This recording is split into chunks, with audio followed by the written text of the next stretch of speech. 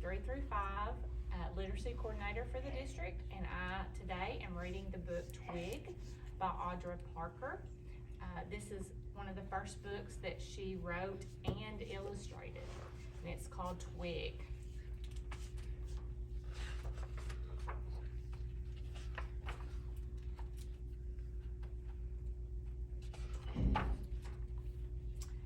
Bug School was abuzz with hundreds of shiny, scurrying shapes. But not one bug noticed the new girl, Heidi, tall and long like the twig of a tree.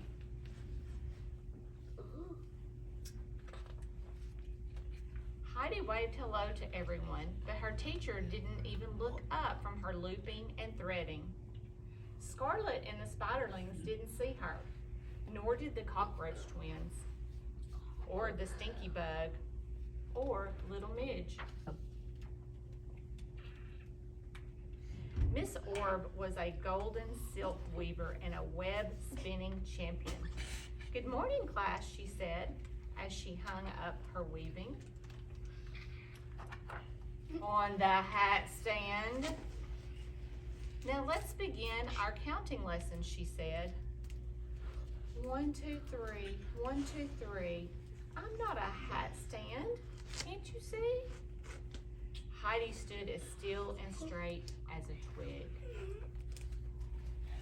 The classroom was a flurry of counting and color, but nobody noticed Heidi. Nobody saw her at lunchtime. Nobody saw her here, there, or anywhere. Nobody noticed Heidi at all.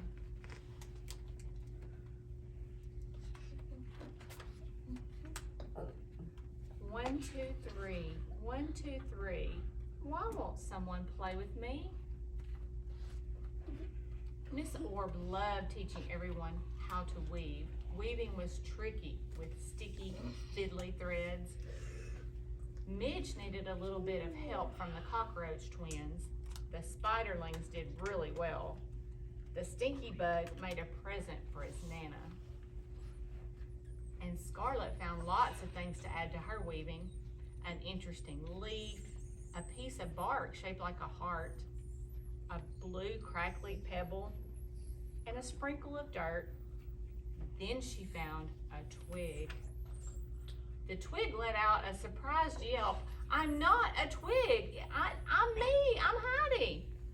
And for the very first time, everyone saw her. "Oops," said Scarlet. "You look so much like a twig." "Oh, there you are, Heidi," said Miss Orb. "It seems your camouflage has been working too well."